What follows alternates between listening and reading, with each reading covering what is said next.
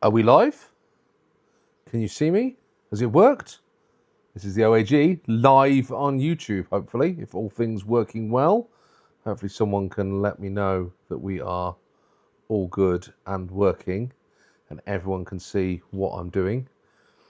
New adventure for me, not done a live stream before. Well, I have done live streams before and they've never gone particularly well. I've done screen shares, I tried to do a live build and it was an absolute disaster.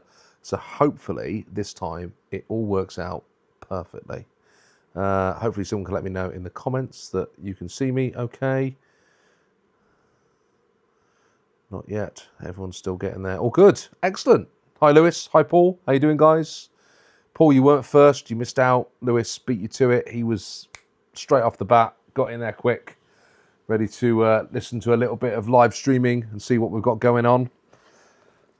Hope you guys are all having a good day. I have had a long day. I've been working. I'm back at work now despite the broken leg. I'm able to start doing a bit of work again, bit of remote work, which is great, but it tires me out massively. So this is a way of me just chilling out in the evening and doing a bit of RC stuff. Right, should we get started? Should we get building a bit of RC and chatting while we do it? I've got the Fire Dragon to build up, which I started before I broke myself and decided that it was a great thing for me to do while I am recovering because this one comes with a pre-painted body, which is over here somewhere in the box. Who's going to get it out? There. So it's all pre-painted already in red. So hopefully that'll be really easy and straightforward for me to put the decals on and sort that out, which will be great. Who else has just come in? I've seen someone else arrive. Mark. Hey, Mark. How you doing? Hello. Hello. So this is what we're working on at the minute. Bit of Fire Dragon. I love the Dragon chassis because it is really super simple to build and good fun. So just whacking some of this udder butter on the grease from Cow RC. This stuff is awesome. It's really super tacky and it clings to absolutely everything. I had to take the original, for the first gearbox I put together for this, I had to take it apart because I got the wrong side bearings in. And the grease just stays exactly where you put it. It doesn't fling off all over the gearbox, which is ace. But also, if you put too much on, it can stop the gearbox from working. It sort of jams it all up a little bit. Hi James, Mad BRC, how you doing? Nice to see you in the comments. Thanks for joining. Glad that this has all worked out well. What do you think of the double angle? I've got me on the little screen and then the bench top up on the big screen. This is why I struggled with the tech over the weekend because I couldn't get the two cameras working for some reason on the stream. It would only pick up the one camera. So I was really frustrated and then I couldn't work out how to get it all uploaded into YouTube. So it ended up being an absolute disaster and I wasn't able to do it. But it's working now, which is awesome. And you guys all get to join me while I sort everything out. Paul's listening while he welds at work. Well, just concentrate on your welding though, buddy. Don't get yourself into trouble like burning yourself or anything like that, because that can be a disaster. I've got to try and do two things at once, but it's not always recommended to try and do two things at once, is it? That's the Lewis, it's the Cow RC udder butter. I'll hold the tub up here so you can see it on the camera. This stuff, you can get it from Model Sport in the UK. If you're over in the US, you can get it from Cow RC Direct, or they do sell through some other sites as well. This stuff's amazing. So that, I can't remember how much that was, but that is a 8-ounce tub of grease. I mean, that's probably more grease than I'm going to need in the next couple of years. And it is awesome. Absolutely brilliant. I don't use any other grease now. I just use that. Uncle Bob, how you doing? How you doing? We're 3 minutes in. Yeah, I wanted to get it started because of the fiasco I had last time out, so I just wanted to make sure it worked. So I'm sorry that you weren't here right at the start. One of the early eager beavers that got here right at the start. But nice to see you, buddy. Thank you for joining and following along as I probably make a mess of this kit because it's really hard to talk on the camera and see what you're doing all at the same time. So the one thing you can guarantee when I'm building is there's going to be a mistake of some sort at some point. So we're just waiting for it. At least now, rather than when I'm doing it on my own, you guys can shout out and tell me that I'm making a mistake. and say, don't do it, man, don't do it. As opposed to me just making my own mistakes when I'm in the studio all on my own and just making an absolute pig's ear of everything. Someone can tell me not to do something here, which probably is the way that I should build all the time. Someone in the background just saying, don't do it, don't do that, man. You're going to make a mess. So we need 4 of those 2.6 by 10s. Hopefully they're all in here and I haven't lost any on the way. So this kit, I started building it before I threw myself on the floor and tried to break myself. And then realised that I'd started building it all completely wrong and had to take the other gearbox apart because I didn't have any bearings.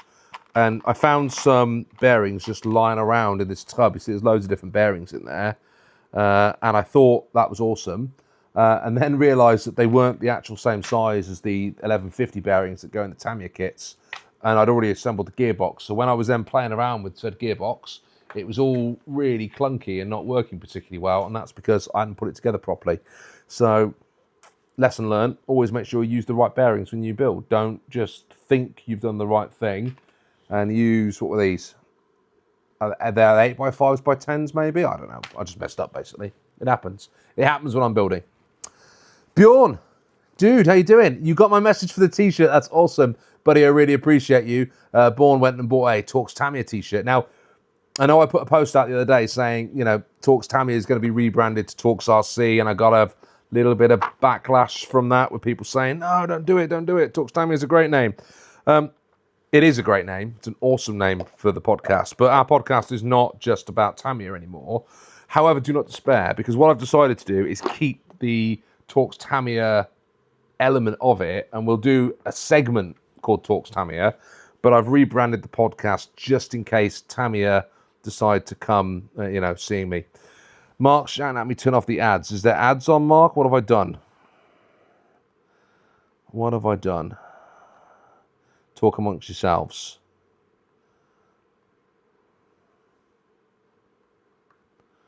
Talk amongst yourselves. How often are you getting ads? Is it too often? Is it bad?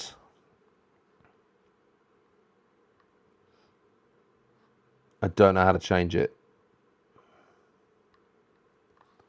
If it's really bad, tell me and I'll make sure that I can adjust it for next time, but I do not know how to solve that at the minute. Sorry, Mark. Apologies, everybody, that annoys. Right, let's get back to building. So I am, what was I talking about? Talking about Talks Tamiya, wasn't I? Yeah, so we've changed the name, a little bit of rebranding just to keep the Tamiya lawyers at bay should they ever get funny about me using the Tamiya name. But don't worry, there'll still be a segment called Talks Tamiya.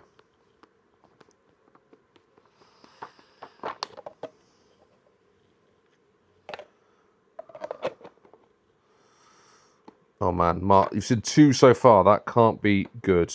If anyone else gets a ton of those, please let me know. I might not be able to sort it out now, but I will definitely be aware of that for next time and make sure that we don't end up with an absolute boatload of adverts getting in the way of us just sitting here and chatting. Okay. So let's try not to mess this up as we're going. So how's everyone getting on with their Tamiya purchases for the first half of the year? Quirk Copper's out and in the wild. I've seen people building those and enjoying it. The Porsche, what was it, 934 is out, the 50th anniversary, and people are enjoying those. The next ones we've got are the Ford F-150 that's due out in, I think that's end of this month, along with the new motors. And then we've got the Lunchbox Evo coming out at the end of June, I believe. So what are you guys getting? What's on your Tamiya wish list over the next couple of months? Or are you not bothered about the Tamiyas at the minute because you're holding out for something else? Let me know in the comments and then we can chat about what it is you guys like. Now, these screwdrivers are too big for that particular one. Normally when I build these, I use the Tamiya red tools instead of the blue ones. But unfortunately, I just had to get the blue one because I can't go down to the studio and get the stuff that I want.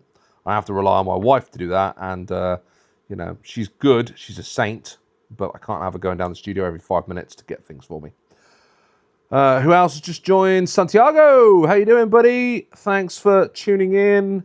Hello to you in Spain. Mad B, James has said, no new kits, but finished my Mardave Mini and working on his Madcap. Now, yeah, I saw that little tease. Can you guess? He did a little short. Can you guess what this is? And it was a dirty RC with lots of grit falling off it, a Madcap. How's your diff? How's your ball diff working out? Because that thing can be a bit of a pain in the backside. And did your chassis have any cracks or any issues with it? I bought a Madcap and it was full of problems. I had bits all over the place that had broken and it was not a great result. So I ended up having to turn it into that hybrid astute thing. Ian, how you doing, buddy? Yes, my leg is getting better. Man flu. That's not cool, man. That is...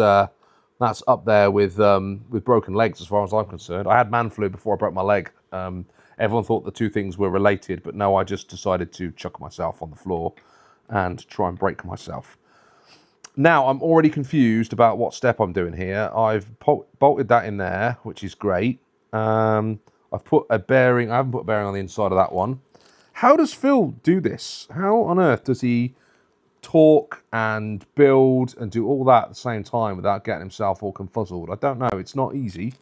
It's not easy. I mean, it's not easy for me to chair those podcasts with those two, you know, laughing along in the background, right, Mark? You know, all the shenanigans that go on before and after the podcast, and we somehow seem to hold it together during the podcast. So I've just got to think about that.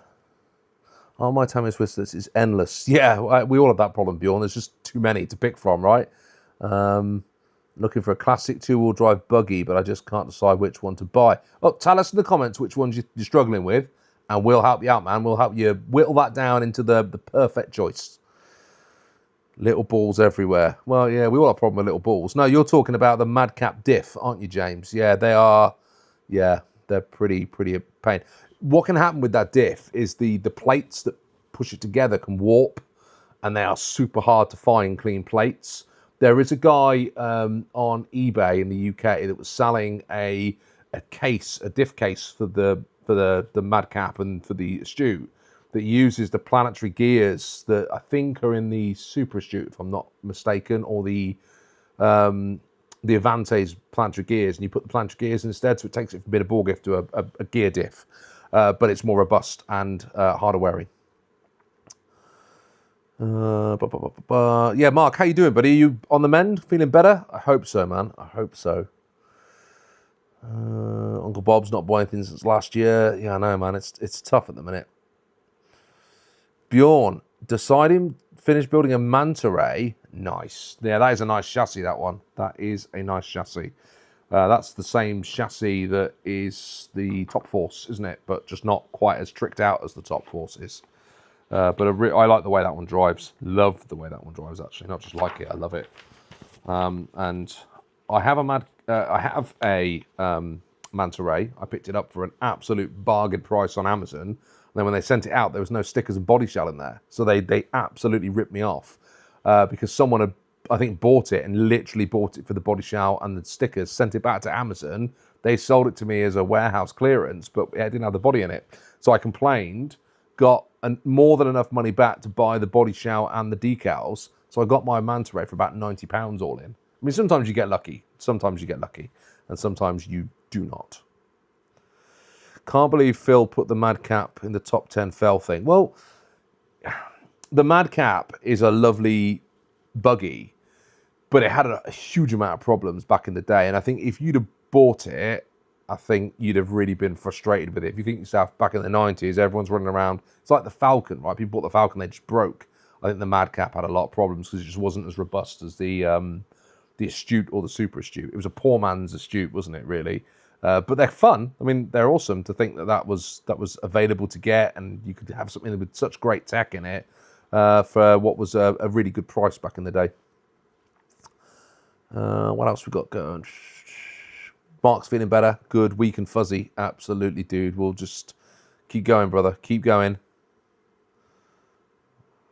My Mickey is broken. Does that count? Mickey. I don't know what a Mickey is. Elaborate, Bob. Elaborate. Right. So we've now got to put the gearbox together, which means I need this bit. I need the diff here. I need some more bearings, which I've just put over here. I need the counter gear, which is still on the spindle because I didn't cut it off the other day. All right, let's sort that off.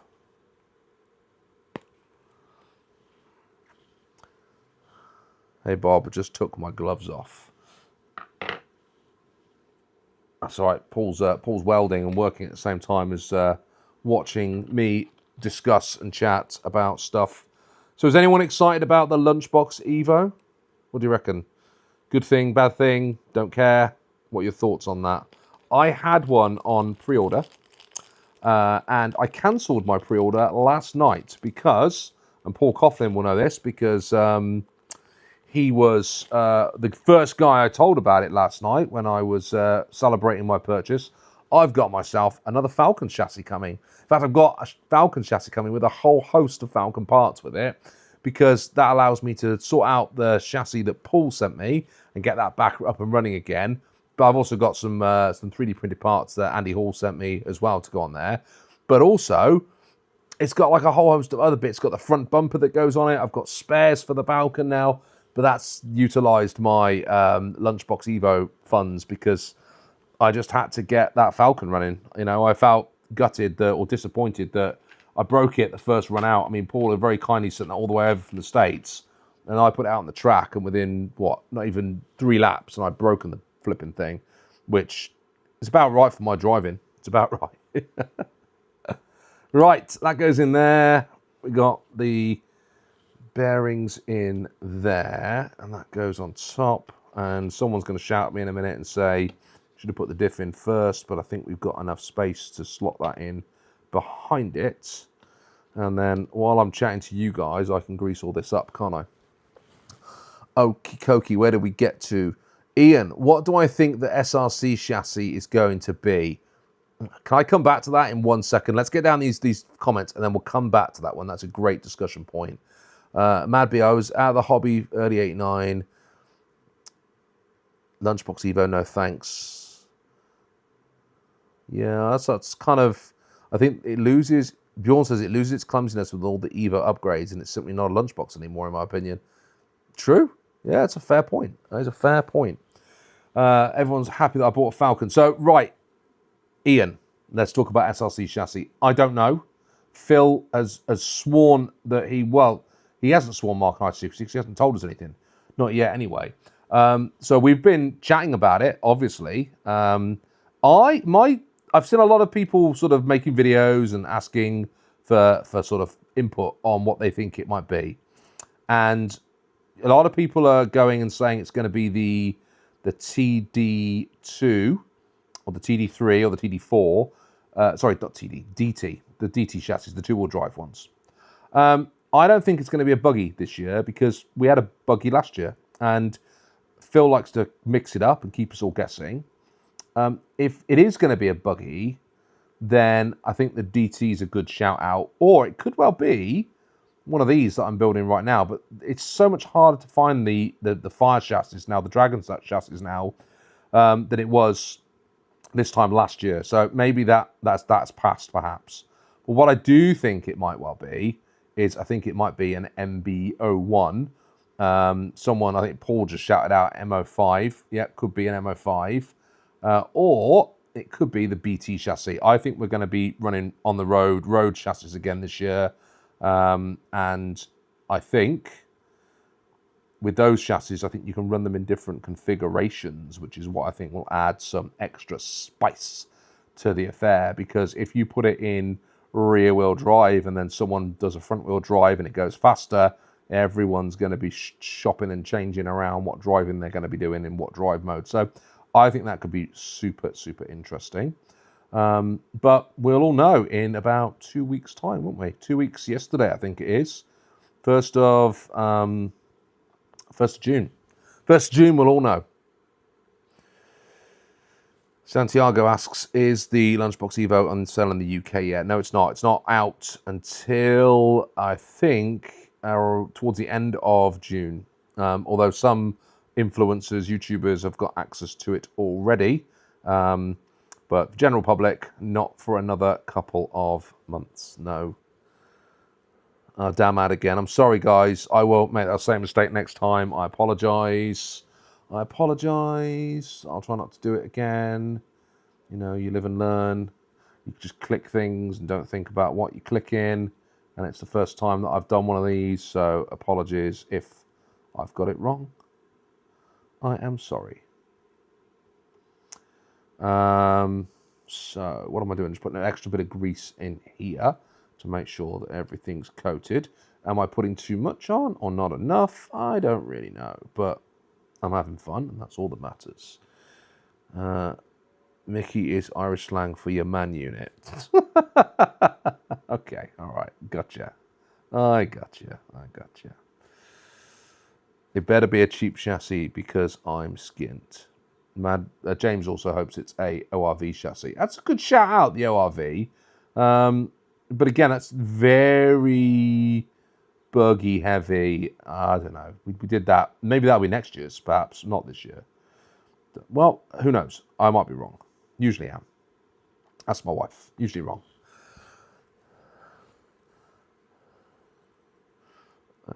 I'm also hoping it's a chassis that I've already got, James, because I have just spent some of my, well, I've spent all my tokens on another Falcon chassis, so that'll be me done if it's not something I've already got, unfortunately. But I'm sure it'll all be known very, very soon. Right, that's in there.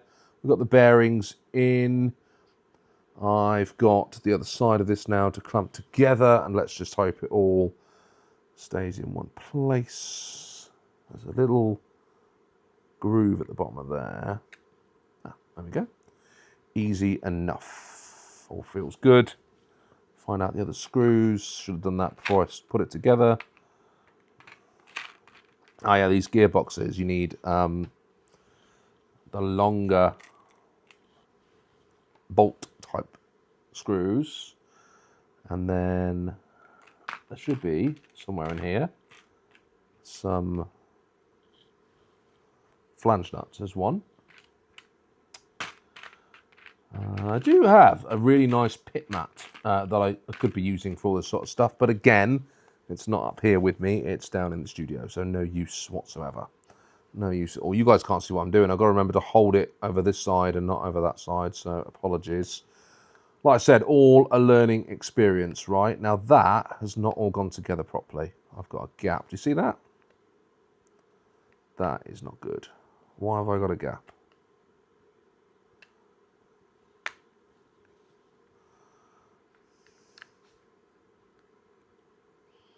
There we go. It just needed a bit of force, didn't it? Needed a bit of force. Poor Boys RC chassis already did the CW01. Yeah, that was the... Was that the very first Poor Boys RC speedrun? Was that the very, very first one? I think it was. We did the CW01. I didn't take part in that one. I was merely an observer back in the day.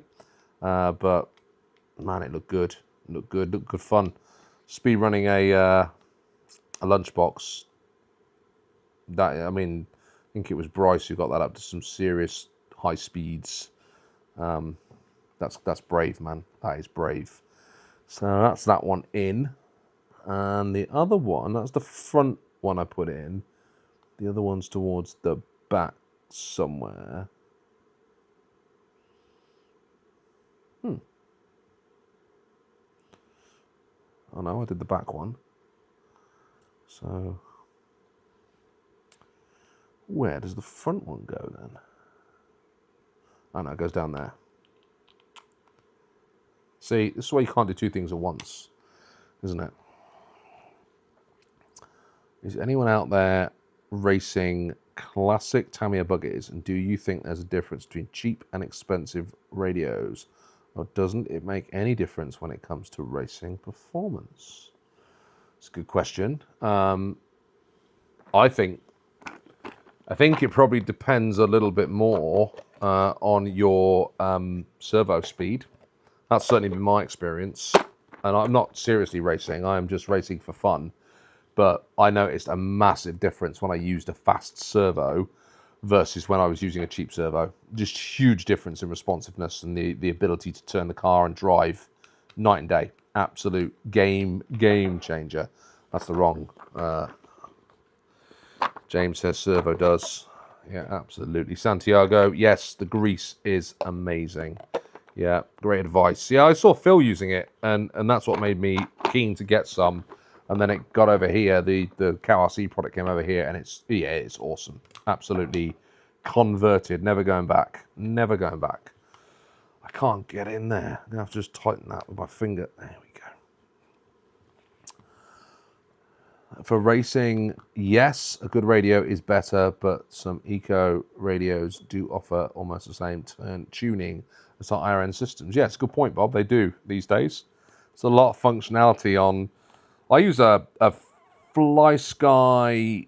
I can't remember what generation it is. It's one of the cheap ones. It's about a $40 radio, something like that. I think £50, £40 radio, and it has 10 presets in it. The receivers are really cheap to get, really easy to program. It's my go-to. Absolutely love it. Can't get enough of it. Never had a problem with it at all. I did. Well, no, that's not true. I did have a problem with it. I broke the steering that goes into it twice, but both times I was able to fix it. It was just like a little elastic band on the inside that had broken. Really easy to get hold of. Really easy to repair. But I've never had a problem with it at all. Great range, really easy to program, and the functions on it are really easy. It's got everything that I would want on it. And it didn't cost me too much money, which was also a plus. Right, these screws, I'm all confused now. These screws are going in the front in here. Right, got it. I got it. Agreed, James. A good servo is also key to racing. It's not always the most torque you need. Absolutely. Speed. It's all about the speed. The faster the servo, the quicker, in my experience, it responds to the steering. And that's what I want. I want to be able to ping it and see the movement in the steering. Ooh, top there, bottom in there, but there's nothing on the other side. It's a bit strange. Go with it.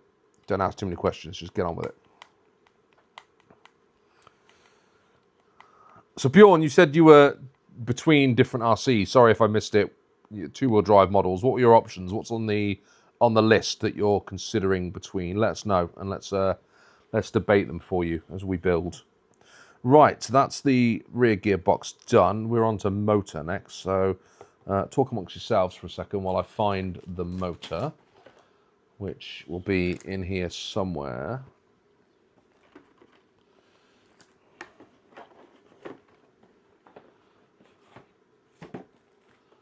There it is. Nice little silver can, you know me. Keep it simple. Keep it simple.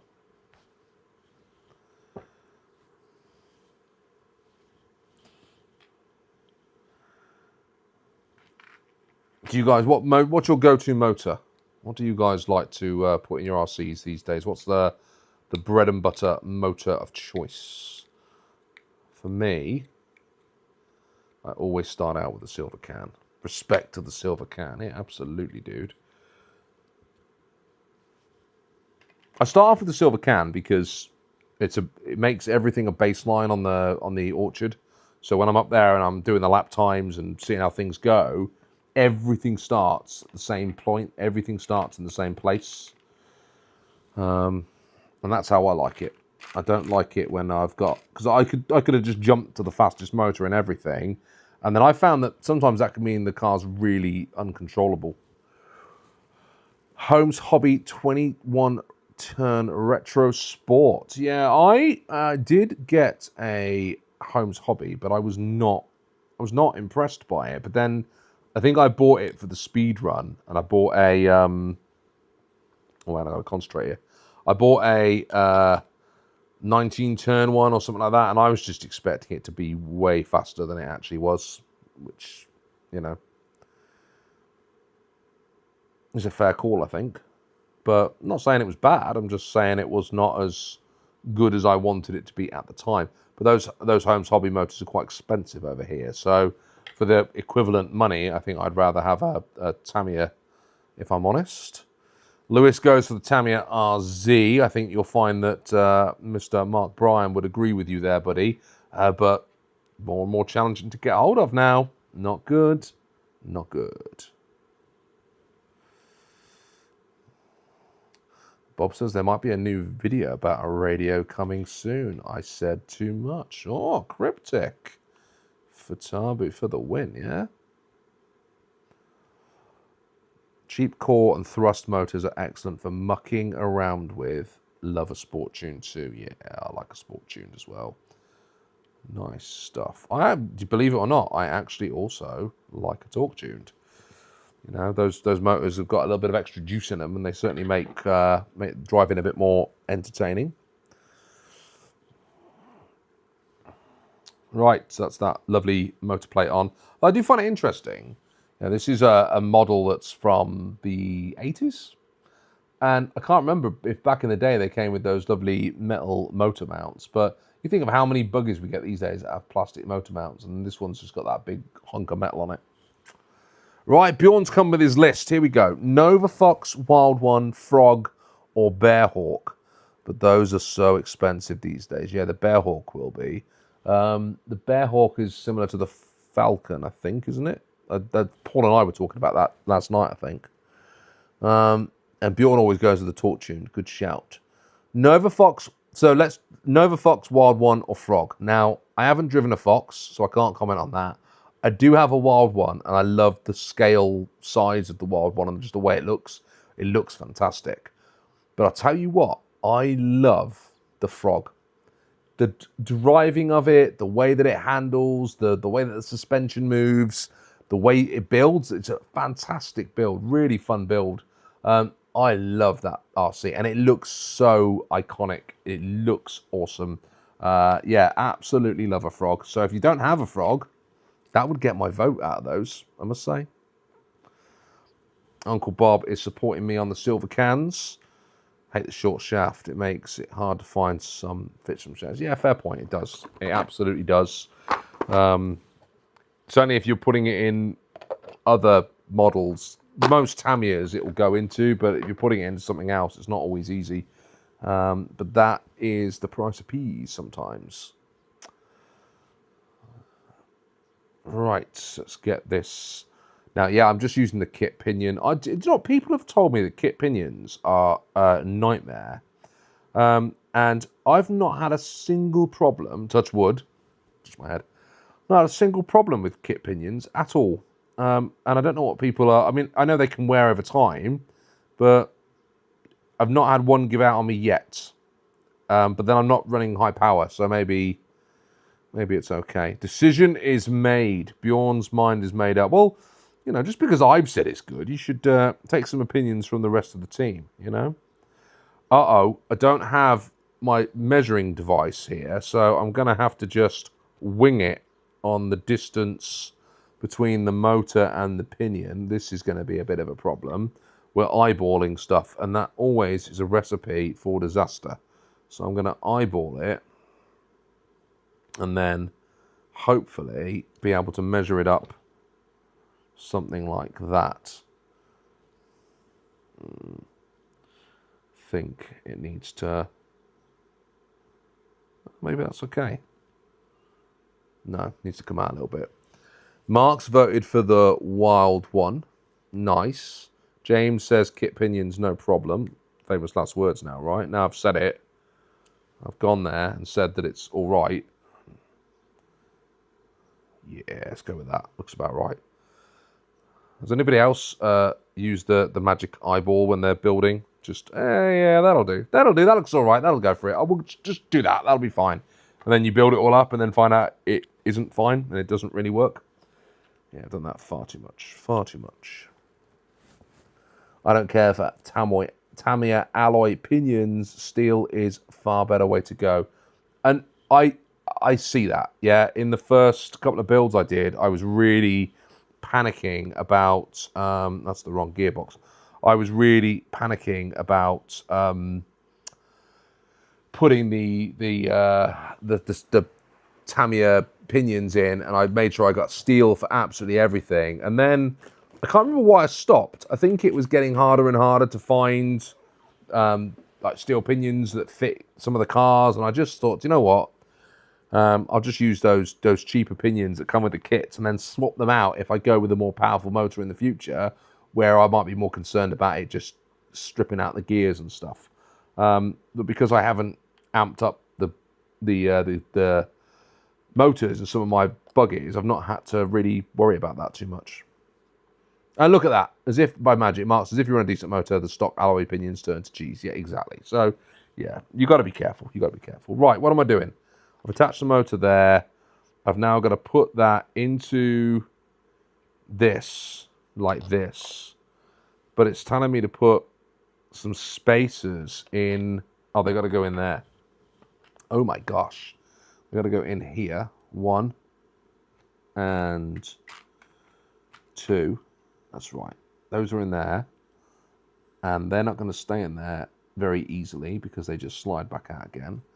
So let's try and keep that upright. Then I've got to get these 2 screws, 1 and 2. They've got to go through there. And then, it's like running commentary, isn't it? Where's the other one then? Oh, it's down here. 1, 2. And then I'm going to put the motor in on top of all that. Boom. Sorted. That's the way we do it. That's the way we do it. Okay. And then we'll just screw that up.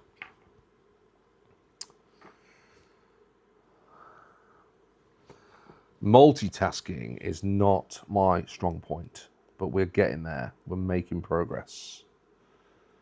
Mark did a video about those motors. You should go and see it. Yeah, absolutely. If you want to see a video about motors or detailed builds or how to improve your TT02, check out Mark's channel. Lots of good hints, tips there. It's always my go-to. If I'm doing a build and it's something I've not built before, I'll go and check out and see if Mark's built it. And if he has, there'll always be some hints and tips in there to get you started, get you off the ground. Right, they are in. Nip them up. Make sure they are tight because they're holding the motor in place. And we don't want that coming loose. Nice. Okay, motor's done. Right, let's get some comments back on the go. What we got? Hey Chaz, how you doing, buddy? How's the recovery going? Up and down. I'm getting there. I'm making progress. So I'm able to put some weight back on my leg now, which means I can start walking around. But the problem with that now is it means that I'm putting some weight through it, so it gets sore, it swells up, it comes down again. It's a work in progress. Yeah. But I am feeling better. I want to get back outside so I can start walking on crutches again, because that means I can start standing outside and playing around with RC cars. But we're getting there. We are absolutely getting there. So thank you for asking. Torque tune is best value for money. Yeah, I would agree with that, Mark. It is a really, especially if there's a price jump between the torque tuned and the sport tuned, and it just to me makes there's not that much difference. A couple of mile an hour maybe between them. Torque tuned is a great start point if you're looking to improve your speed a little bit. Torque tuned is 25 turn and the sport tuned is 23 turn. Is there a reason, Mark, why you prefer the Wild one? The Wild one is such a fun buggy to drive, looks cool, and a lovely kit to build. Can't say more than that, can you? If it's good to drive and it's nice to build, it's a good shout. But so's the Frog. So's the Frog, that's all I'm saying. So's the Frog. But I do think that the scale looks of the Wild one maybe edges it over the Frog, perhaps. Am I fed up with peeing in a bottle? Yeah, I was absolutely fed up with that. And I was really pleased that I was able to migrate from the bottle back to standing up near the toilet very, very quickly, because the bottle is not fun. Not a fun time at all. All right, we are cooking. We're spinning in there. I don't have a battery, so I can't do the Adam's Playground patented battery test, unfortunately, but it feels good. It feels better than it did when I started building it the other day. Hey, look. New bag time, babies. Come on. We've got rid of, let's get rid of those gearboxes for now, and let's get some flipping arms on the go. Making progress. This kit's been sort of sat in the wings waiting to be built for months, and it's nice to be getting it done. Nice to be moving it forward. So this particular build is going to be my latest Club 380 entry. So yes, I didn't put a 380 motor in it because you can run 540s in the four-wheel drive class. So this season, they've added a new class, four-wheel drive. It's either the Dragon chassis. You can run Terra Scorcher, but you have to take the adjustable top arms off. And then you can run that with Hot Shot, Super Shot. Super Shot might be in there. Hot Shot 2, Boomerang. What's the other one? Big Wig. You can run those. Thunder, no, not Thunder Dragon, I've done that. Thunder Shot, Super Saber. So you can do all those. They are all in the class 540 motor, and it's just like 3 laps, four-wheel drive racing. The advantage with the Dragons is they don't have the same bump steer that you get with the Hot Shots. However, the disadvantage is they tend to traction roll. And what I did to try and counteract said traction roll, because I knew this might be a particular problem, is this piece that goes on the rear gearbox. I flipped it around the other way. And what that does is give you a bit of toe in on the rear wheels, which means hopefully I keep it on all 4 wheels more often than not. Because you guys have seen my driving, right? I always end up crashing into stuff and end up on my roof. So hopefully, I get a little bit of an edge against the competition. Yes. Right. Arms. Gotta find me some arms. Not those, not those. Not any of that. Where's the arms? Always in the first place that you should have looked and the last place that you're gonna look. Ah. They're not over there either. Ah, they're there. We need bag B, which I believe is this one here. Okay, Paul Coughlin says, how crazy would it be if Phil chooses a Rolalo? Nothing saying it has to be Tamiya. No, don't think it's going to happen. There is nothing to say it has to be a Tamiya, but I don't think he's going to do that. I don't think he's going to go with a Rolalo. And what would he pick? Which one would he pick? I mean, it'd have to be one of the cheap ones. So that would be like is it the Terminator, the Omni Terminator, and that sort of stuff. I'm not saying it's not possible, but I don't think so. Rolalo, Paul, then that's me on the bench this year. Don't worry, guys. The speedrun challenge will definitely be a Tamiya. Oh, you heard it here first. You heard it here first. I think Mark is right. I can't see Phil picking anything other than a Tamiya. I've got so many bearings in there, haven't I? That's ridiculous. Look at all those left over. That was me panicking because I didn't have any bearings and then just grabbed pretty much absolutely everything that I could find. Oh, no. There's a washer in there. Why is it? What? Oh, no. So I told you, trying to do building and concentrating at the same time, I didn't put the washers when I put the... Is that going to matter? Do I need to put the washers on? Let me know in the comments. Do I need to put the washers on?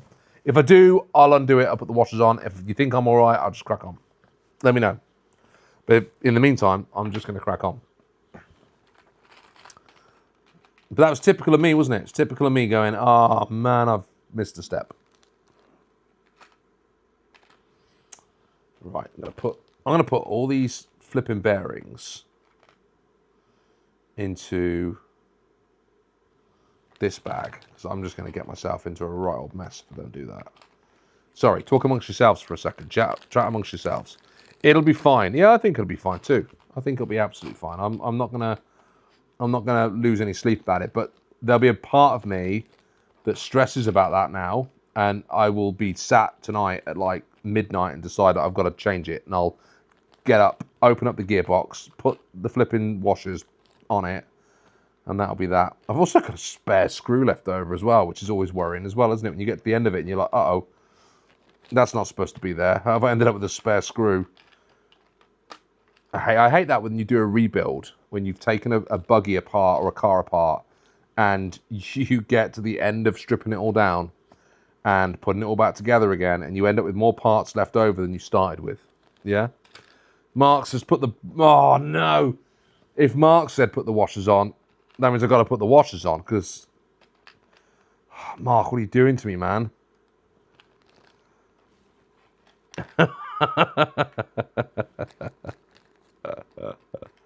Oh, no. Everyone's telling me they've got OCD and they definitely put the washers on. Okay, I'm going to put the washers on. We're just chatting. We're just hanging out here, so I'm going to do it. I'm going to do it. If a job's worth doing, it's worth doing properly, right? Okay.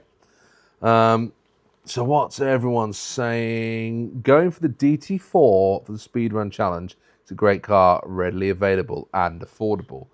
You make a very good point. You make a very good point, Santiago. All of those things are true. However, we did a buggy last year, and that's why I just don't think it's going to be another buggy.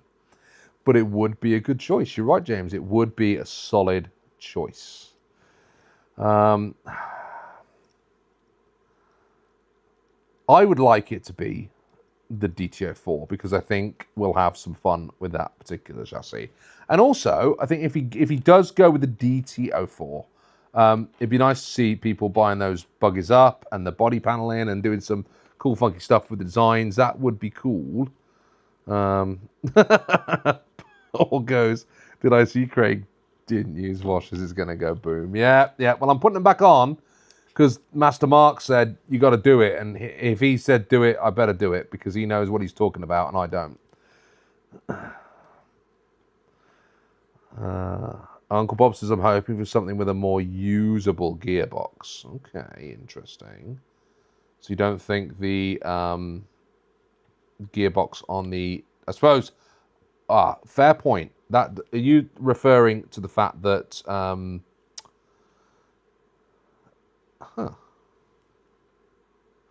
The DTO2 gearbox and DTO3 and DTO4 gearbox can be pretty limited when it comes to gearing and stuff, yeah? XR311, yeah. There's a lot of talk about that on the forums, actually, wasn't there? Lots of people saying that Phil could go for that because it was about £180, something like that. I mean, that would be awesome. I think other Andy Hall said about that being a potential choice. Something like that would be really super cool, wouldn't it? But again, it would rule me out because I don't have one. Mark thinks Paul's on something with the M chassis front wheel drive. Yeah, I think you might be right. I think it's a solid shout. I was checking out the availability though of those M chassis, and you are somewhat limited. Certainly with the MO5, I don't know how. I suppose that the Mini is coming out on the MO5, isn't it? So there'll be loads of those available. The Monte Carlo. That was one when I was talking about the Tamiya releases earlier. I forgot about the Monte Carlo. That one is due out. I think end of this month. I think that's due. Right, washers are on. I did it. We got them on. That is that done now. We can move forward to parts bag B. Celebrate. Another ad. That's 3 now, Craig. Just to keep you updated. Oh, cheers, dude. Sorry. Sorry, everybody. I'm sorry I messed up. I didn't look at all the settings when I set it up. I just put it together, stuck it down live, and went with it.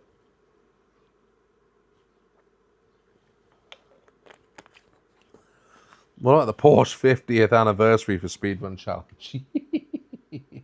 Yeah, that would be insane. I mean, is it Joe has already done that, hasn't he? He's already smashed his up and crashed it, speedrunning it. I mean, that would be fun. Would be fun, but yeah. Not sure that's gonna. It's gonna means a lot of people won't be able to play this year if we went with the Porsche, because I don't have one of those. Oh, Uncle Bob wants to see a TD4 speedrun challenge. There's not enough diff nuts in the world, Bob. Not enough diff nuts in the world, I think, to fix that particular speedrun challenge if we went with that model, because we just would not be finding them anywhere anymore. I was really disappointed that got discontinued, just while we're talking about the TD4. I think that was a real shame that didn't catch on. And I can understand all the reasons. We've debated it on the podcast. I understand all the reasons. But I just wish that had been a home run for Tamiya, because I just don't think we're going to see many... We don't see them developing many new buggies now. I mean, we haven't seen anything else on the BBX... The BBX chassis. What's that? The BB01 chassis? I mean, Tamiya US teased that something was going to be coming on that, but we've not seen anything new or anything announced yet, which is a little bit frustrating. I was kind of hoping that by now they would have done something else with that chassis. Joe wins by default. Yeah, 55 mile an hour in a Porsche 50th anniversary. That's what they're supposed to be driven, right? You've got to get out and drive these RCs. Got to make sure they do their work, earn their keep. I don't want to keep mine on a shelf. How many of you have shelfers? Shelf queens, as they call them. Yeah, and how many of you just don't care and just get out and rip them and trash them up and it doesn't matter? Because I drive everything. Everything's been driven or will be driven. Nothing goes on a shelf. The only one that I've got that is now on a shelf is my original Kyosho Raider, because I've got another one that I can run. And the other one is using the manual speed controller, and it's too sentimental now for me to run it. But everything else gets driven and run and played. The quirk hopper would be a lot of fun, changing the gearing. Yeah, man. But can you imagine taking that gearbox apart every 5 minutes, change the gearing and stuff in it? Flipping heck.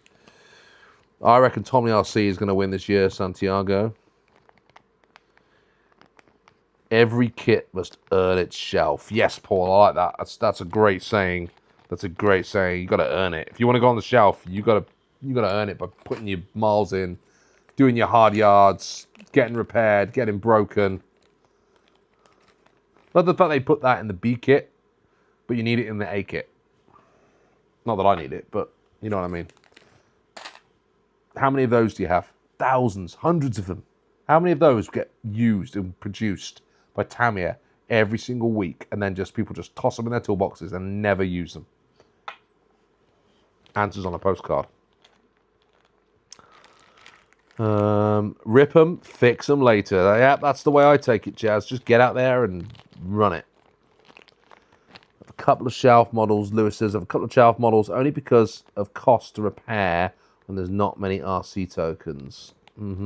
Yeah, absolutely true. Like, you know, Madcap Astute type things and Falcons that you break and like that. That's exactly what you're talking about, right?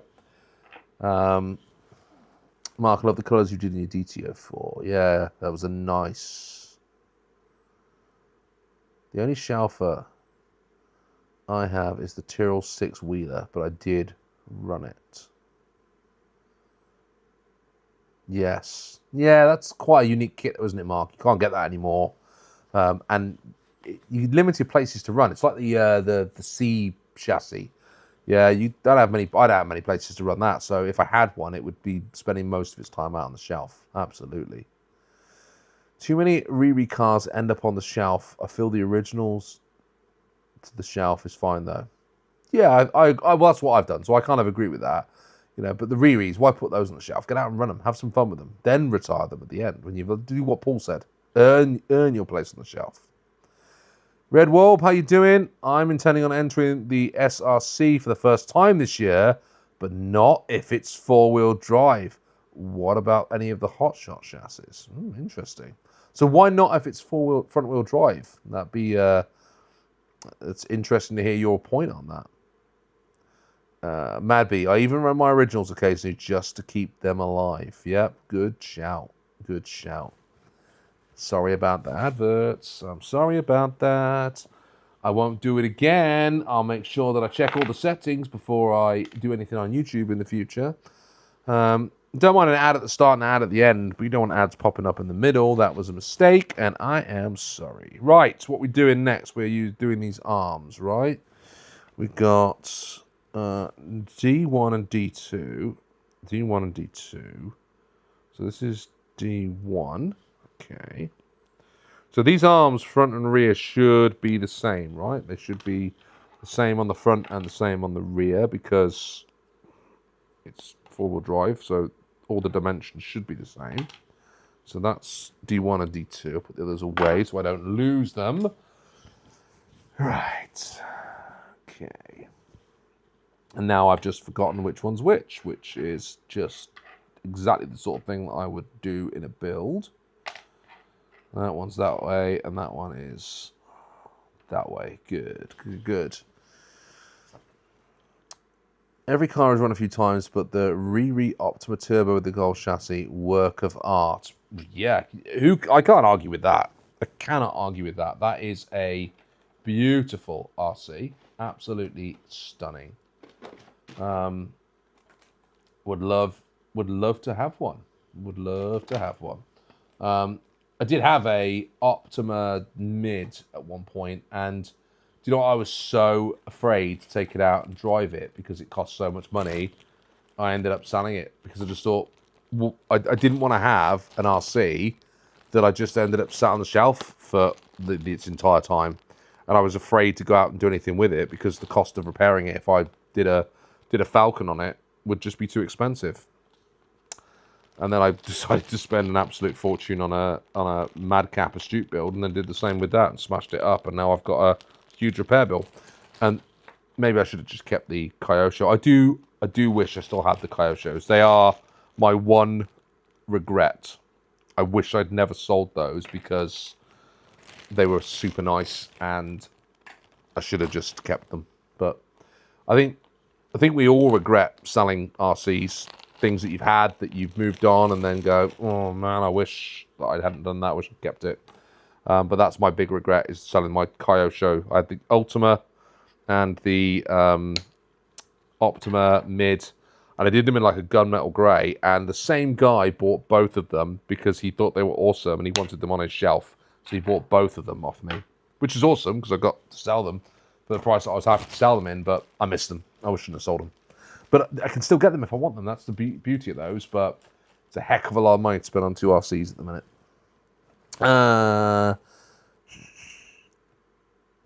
What have we got here? So sorry, I'm way behind on the chat. Sorry, apologies. Everyone feeling on the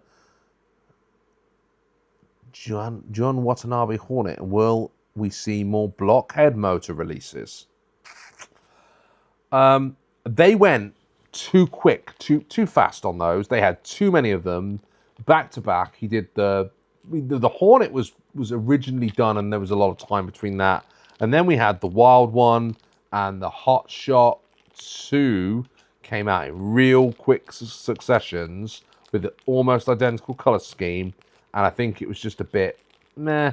Is that all you got? Is that it? You know, why have you not got something different? You know, and I think it just put a few people off. I really like some of the blockhead motor designs. I like it. They look cool, but I don't need to see one every 5 minutes. I hate Frontiers. Purely irrational carryover from the real world cars. Fair enough. Fair enough. It's a fair comment. Would anyone crash their hotshot in the SCR? I think if Phil went with the hotshot, I think I wouldn't take the one that I've got out. I would have to get another one to do it because I'm quite attached to my hotshot. I've got the gold wheels on it. I like my hotshot a lot. So no, I wouldn't take it out and crash it because I like it too much. Uncle Bob says, thoughts guys, I did some testing with a chrome paint marker. I did get it to airbrush. Now, here's the thing. Should I try it on my black Clod, painted black, but I want chrome headlights to pop? Bob, did you see Tamiya have got a mirror paint that's coming like in a jar. So you have a primer that you put down, and then it has like this mirror paint, and it looks like a flipping mirror. It is awesome, but it's like paint. So if you're just detailing with it, it might be okay. But I saw that that was that toy fair or that model fair out in Japan the other day, and it looked really cool. But yeah, I'd practice somewhere and see if the chrome looks good. But yeah, definitely, if you've got it and it looks okay, go with it. Chaz says, I've just finished my 037. I might shed a tear when that bodywork gets damaged, as it came out pretty nice. Oh, man. Yeah, that is a nice looking rally RC, isn't it? I love the look of that one.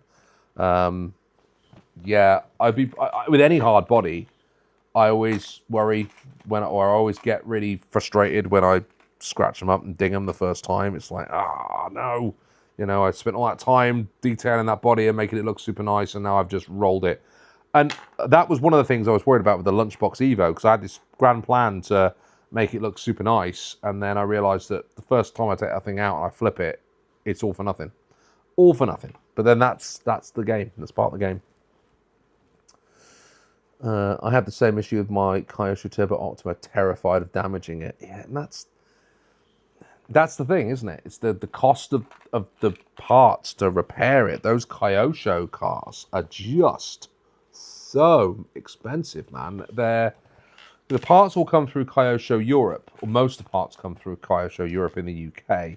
So if you want to get new parts for it, you're paying this inflated premium because they don't seem to be selling the Kyosho spares in regular model shops. Everything goes through Kyosho Europe. So it gets expensive quickly, and that's why I tapped out. I was just like, man, I can't afford to. If I smash this thing up, it's going to cost me a fortune to repair it. And then if you've crashed it 2 or 3 times, you might have just bought a second model. And maybe that's why people do it. They buy 2 kits and go, right, there's my bag of spares, yeah. And if I break other than that, then I'll have to buy the spare parts. But then I've got a whole nother model's worth of spares. If something goes wrong, I can just put them back together again. Paul says, I would send it. Yes, absolutely. Earn your space. Earn your space on the shelf, man. Earn your shelf. Madby says the paint looks interesting. Absolutely. Mark, sorry, brother. I'm so sorry, man. Everyone's making me feel bad because I didn't check the settings. I won't do it again. Craig, can we talk into non-box art? Yeah, absolutely, man. When do you go non-box art? Me? If I've got an iconic RC, I've got something that I've always wanted, like the Hot Shot. I did that thing in the box art red. I've sourced the gold wheels for it, and it looks the business. If it's something that I've not necessarily, no, I'm not saying not fussed about, but if I don't have the same affinity to it, then it is coming however I want it to be. Yeah. So if I see it and I get an idea, then I do it. The rally chassis I've tended to do those in the colors that I want them to be in, with the exception of that Beetle that I did, the pink Beetle on the MF01X. And I hate that thing. I wish I'd not done it pink, but my daughter said do it pink, so I did it pink. But a rally car, I think, needs to be in the color scheme that it's meant to be, for the most part. The bug is, if it's iconic, then yes. But if it's not iconic, then pick your flavor, man. It's part of the hobby. You know, it's part of having fun with it. This thing, this Fire Dragon, I had this idea of doing a whole custom, like, even though it comes pre-painted in red, I wanted to cut some of it out. I think Shen RC did it once, where he etched some shapes into a VQS body shell and then hit it with spray paint on the underside. It looked awesome. I wanted the same with this, but I can't, because I can't get down and spray, which is a shame. So I think it depends on what you're building and how you feel about it. What do you guys think about box art? Yes or no? Madby RC, Mark, your ad wasn't about women's pants. Oh, I don't know what you guys are watching. Remember, James, it's targeted advertising. Yeah, absolutely. Tenner for men. Yeah, we're all getting there. We're all getting older. It happens to us all, right? It happens to us all. Right, that was step 12. I've got rid of the instructions so you guys just can't see what I'm doing anymore. I don't know if that's a good thing or a bad thing, but we got to put some stuff back into the gearbox. So I need to find the gearbox again. So how's the live stream going? Are you guys enjoying it? Apart from the ads, I hear you. Ads will sort it out with that setting next time. But on the whole, am I doing a good job or am I fluffing it? Is there something that I should be doing differently? Let me know some real-time feedback. If you don't like it, well, don't watch it. Right, that goes in there. And this one over here. Can't always paint the outside. As you're talking about Uncle Bob's clodbuster.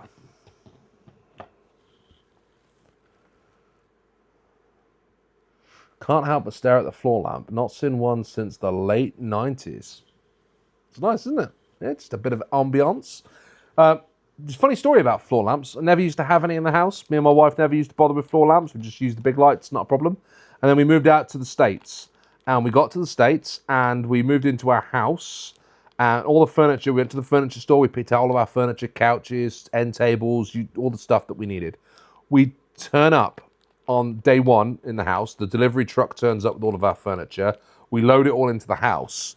And then that first night, we're walking around the house tripping over ourselves because there's no flipping lights. There's no lights in any of the rooms. There was a light in the hallway. There was lights in the kitchen. There was no lights in the dining room, no lights in the bedrooms, nothing. Just everything had to be side lamps, table lamps. So we just inherited that, and now we have table lamps everywhere. And my wife loves them. So that's a little story for you. A little story about my time in the States. Right, you guys still talking about tenor pads, aren't you? Your kit, Craig, and what's with it with the ladies of Asia hats? Well, you build enough Tamiyas, mate, you know, that's what happens. It's bloody great and entertaining stream, my man. Thank you very much, Mark. Thank you. I do try. I try very hard. I'm very trying, which is what I'm always told by Mrs. P. Absolutely. Right. Black O-rings for this. Don't get the wrong O-rings. Paul, what have you been up to? Yeah, well, I was thinking the same thing, actually, you know. Get some funny ads popping up on YouTube, man. The algorithm. That's what they say. It's all about the algorithm. Now, if I was down in the studio, I'd be using some other products to coat some of this stuff with a bit of non-stick grease that I got from KRC. It's like a dry grease that you can spray onto things, and it's not like this, which is tacky, it's like dry, but I can't do that, so I'm just gonna have to whack these in. Right, I need to get one of these and put these O-rings inside the drive cups, and then we can see what you guys are all chatting about.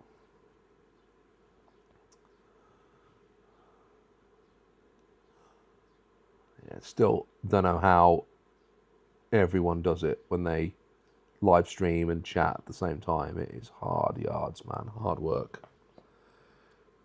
It's massive concentration required.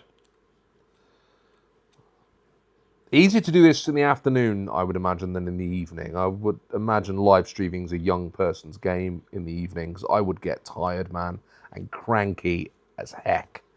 And then there'd be a lot more swearing going on because I'd be getting this wrong, and then that's when it all goes wrong. You know, you should see the amount of edits, the amount of stuff I have to cut out when I do a build video. It's like half of it's on the cutting room floor because I just couldn't put it on YouTube. It'd be disgusting. Right, brilliant job. We read that bit. Back up to it. Box art. Yes, nice. Tamiya mirror paint, that is. Oh, you weren't talking about the ads, Bob, yeah? You were talking about the mirror paint. Right, we've done that. We all get some arms on. We're gonna get some arms on this bad boy. So they are on the same sprues that the...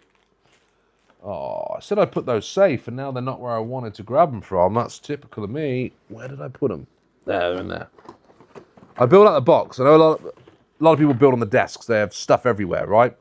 I build out of the box. So everything that I use, once I finish using it, it goes back in the box again because I just don't want to lose things. And that's why when I see Phil doing his builds and he gets everything out and he's got his little containers for all the screws, oh, it just you know, that and cutting everything off the sprues and being ready. And I'm all about being prepared, but man, he knows.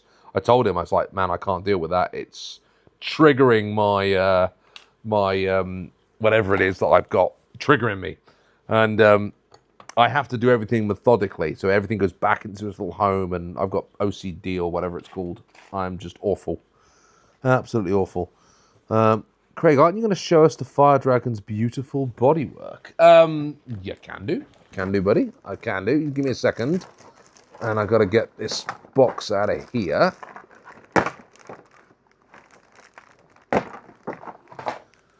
All right. Special request for Santiago. He wants to see some bodies. So let's sort him out, yeah? Let's make sure we don't scratch it with the staples. Man, that is such a pain in the butt, isn't it? Staples on the bags everywhere. Oops, missed one. Missed one. Sorry, guys. Hang on. Craig, you are coming across as a true professional. Well, I don't know about that. I don't know about that. Yeah. I've been practicing with the boys with the podcast, and chatting and talking seems to be the bit that I'm good at. Not so much the whole building. That's where it all goes wrong. But the chatting, I'm all right at. So we get on. We all see that over here? Do you want to see that here? Look at that. Very nice. Pre-painted by Tamiya. Pre-cut by Tamiya. So all I've got to do is stick some stickers on it, and I am ready to rock. But I was going to etch out designs all on this and then back it again with a different color, and I'm not going to be able to do that now, which is a real shame because I thought that would have looked really slick. But hey, you know, it's all right. Doesn't matter. I could always leave the film on, leave the decals, and do that when I'm better. So we'll see. We'll see. My idea might still come to life.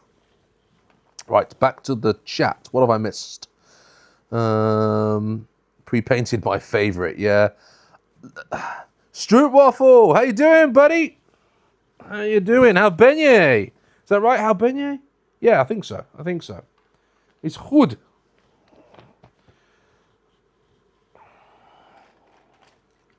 My pronunciation's probably all over the place. It's Dennis, is that right? Dennis.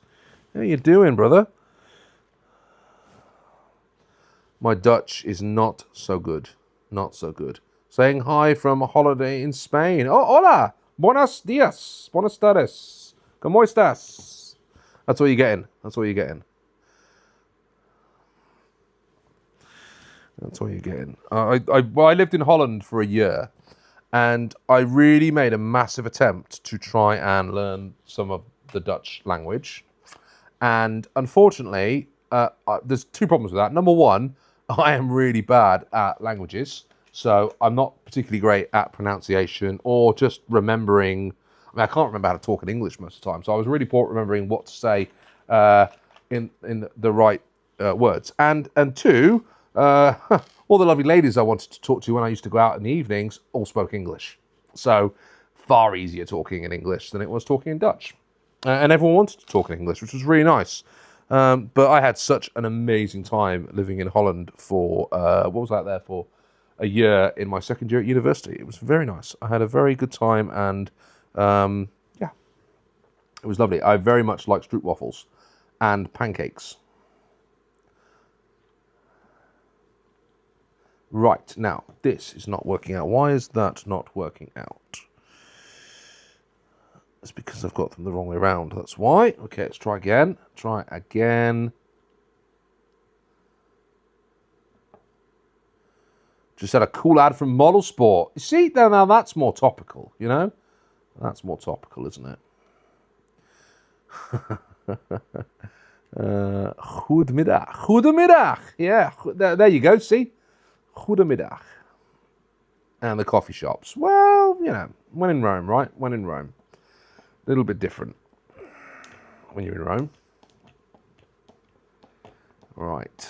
One arm on. I'm going to not over tighten these because the one thing I haven't got yet for this is the A5 replacement piece. So the A5, which goes on the front of the front gearbox, is very frail and has a tendency to break and crack And I have ordered a metal one to go on the front. I did have some, what do they call them? Is it hinge pins? Yeah, might be hinge pins. I might be right in saying that. I did have some of those from the TA03, I think they were, that worked on this model. However, they are down in the studio and I don't have them. So I've had to just go out and buy a brace or a replacement part for the A5 to go on the front. I am slightly worried because people say that the lower arms crack when you put these screw pins in. So that really, really worries me that this will break. So remember, I'm going to be racing and jumping this thing. But actually, if it does, I still think you can get arms. I still think you can get replacement parts. So I'm not massively precious about it. If I break it, I do have another one that I can run. So we'll be okay. Tamiya should have tweaked. Oh, Uncle Bob says he loves the floor lamps. Much easier to change the bulbs if you need to. Yeah, it's very true. Very true. I do like easy bulbs. Tamiya should have tweaked the A5 part. Abso-flippin'-lutely. When they did the re-re's, they should have fixed that problem. I wonder whether they did and we're just all not confident with it because the fact that it was difficult in the first place. But I've not taken that risk at all.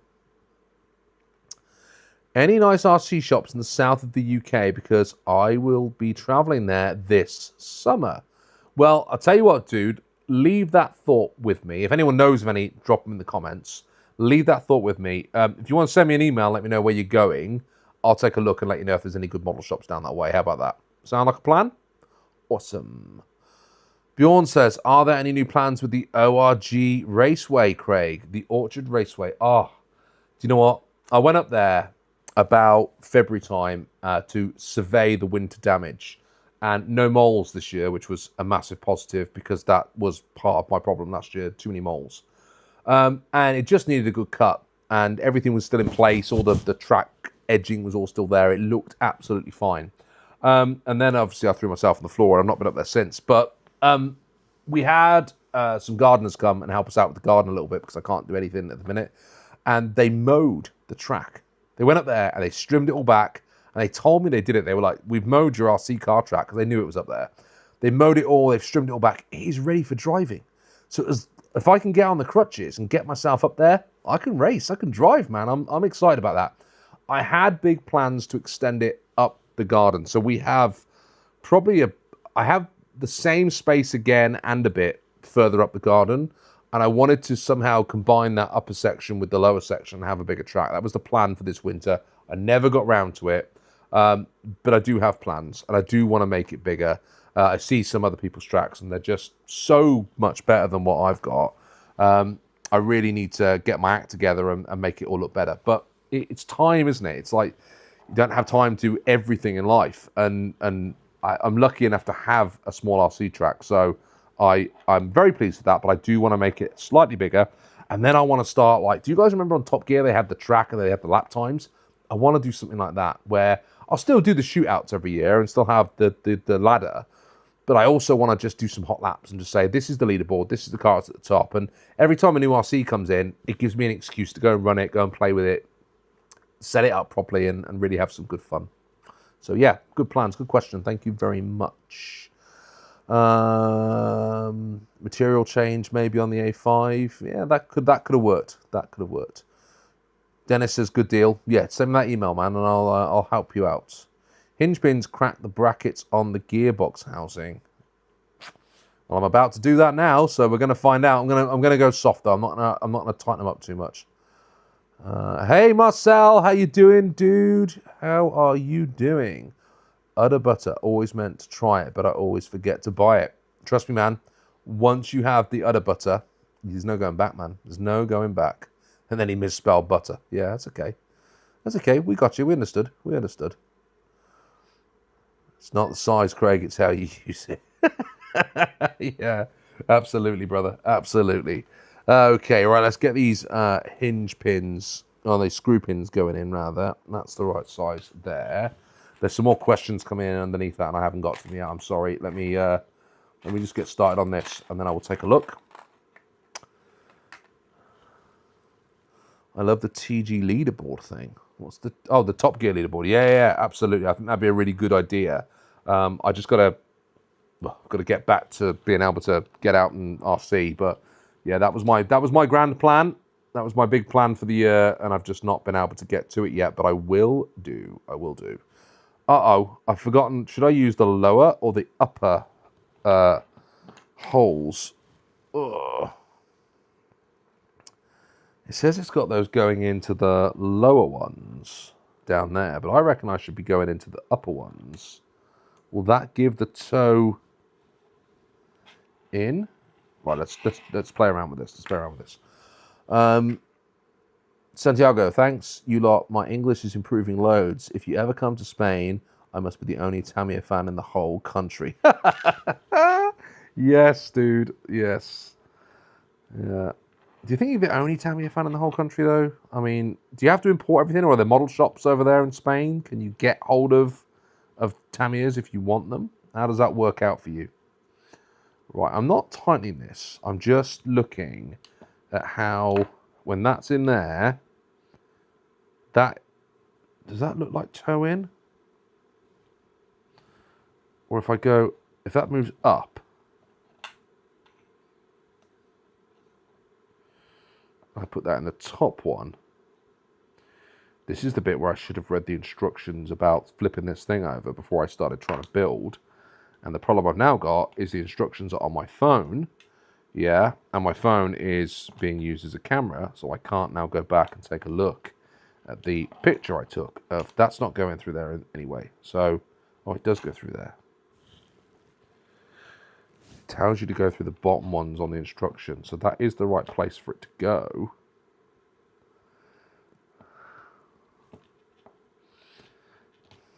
Okay, that's in. Ooh, I don't know. Does that give me more? That looks flatter to me. That looks flatter. We're going to the bottom one.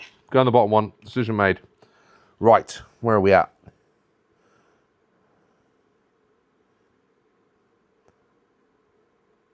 There are 2 in Spain today because I'm into my... Yes, Dennis is like, yep, no, I got you, buddy. There's 2 of us. Let's talk Tamiyas.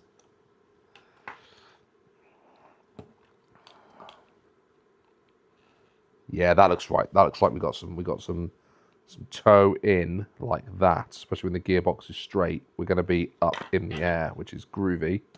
That's what we wanted. All right, let's get this in. And don't screw it in all the way. The whole people saying to me about heating these things up and putting them through and all sorts of stuff, but I haven't got time for that. I'm just going to get on with it. Right, we need a dog bone in there. And then we need... oh, interesting. Very interesting. It's been a while since I've built this chassis, so I always like it when you go back and revisit a chassis again, because it can be quite confusing and you can sort of lose yourself in the intricacies of the build, and you can go, oh, I don't remember this being as complicated last time I built this chassis. It was a lot easier. Lunchbox Evo shipping has been delayed in the States. Are you guys still on track? I believe so. I believe that they are scheduled to be delivered to people at the end of June, is what I've heard, which is about right, isn't it? But yeah, maybe. I mean, the US have had all sorts of problems with imports and stuff, haven't you? So it is absolutely probable that you guys could have a delay on that Lunchbox Evo getting in. Were you guys slightly behind on the Porsches going in? Was that behind? So, Dennis, my email is the OAG180@gmail.com. The OAG180@gmail.com. I should have just had it as the OAGRC@gmail.com. I made a mistake there. But, you know, we don't always get it right, do we? The delays definitely seem part of the tale these days. Yeah, absolutely, man. Right, this is the worst part in the hobby going on right now. I have got to put one of these things on. One of these. See them? I hate these things. I hate them with a passion. and they always go wrong. They always ping off, and I am not in a position to go hunting for it if it pings off. So here we go. This is either going to be the end of the live stream or success. Success. Did it. First time. Never happens. Never happens. It's good luck, good omen being up here rather than down in the studio. Right now you can see, and that arm is laid flat. Let me try and get it flat to the camera. Yep, that arm is laid flat. We've now got some toe on the end of that rear arm. Do you see that? So that hopefully will help me with stability when I am racing against all those other people that are going to be racing against me. And do you know what? It's awful. And it shouldn't be awful, but there's a big target on your back when you're a YouTuber and you turn up at one of these events and everyone's like, it's the OAGRC, and everyone's talking to you, and it's lovely. And I met some wonderful people there, but everybody wanted to beat me.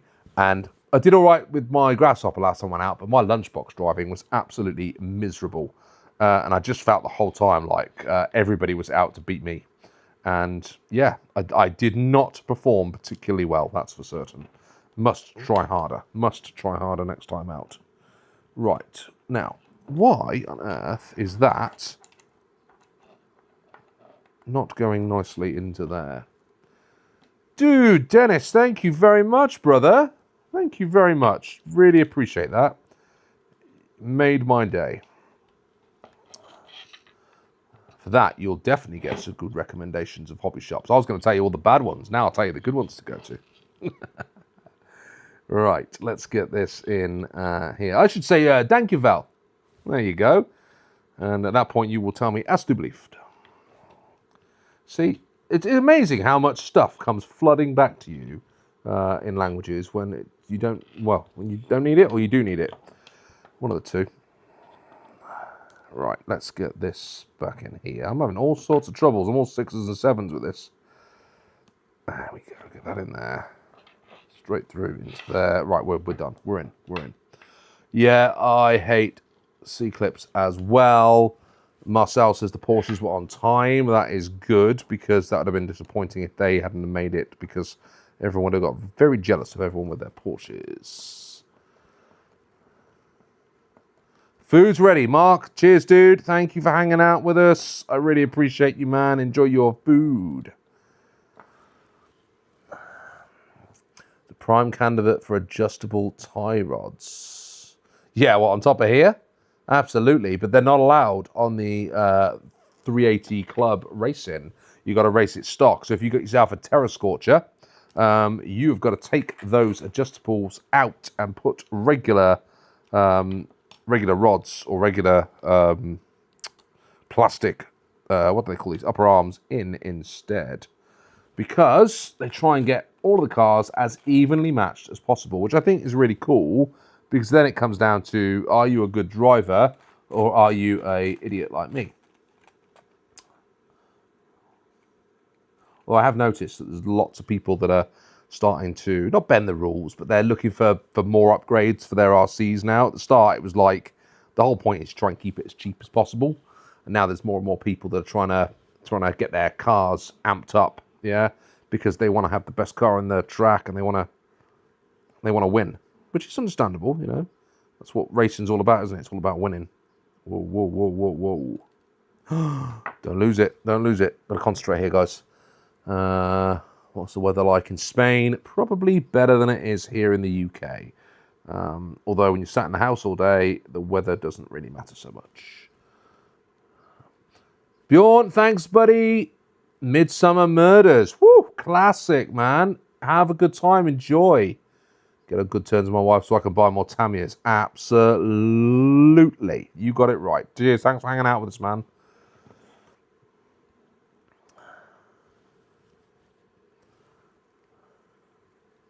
The damp is killing your joints, yeah. Yeah, well, I'm going to have that problem as well now, man. Every time it gets rainy, my leg is going to be not in good places, is it?